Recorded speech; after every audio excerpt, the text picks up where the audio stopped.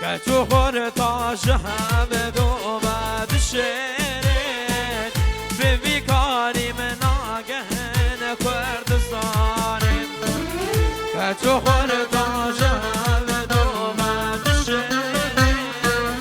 به بیکاری من آگهن کردستان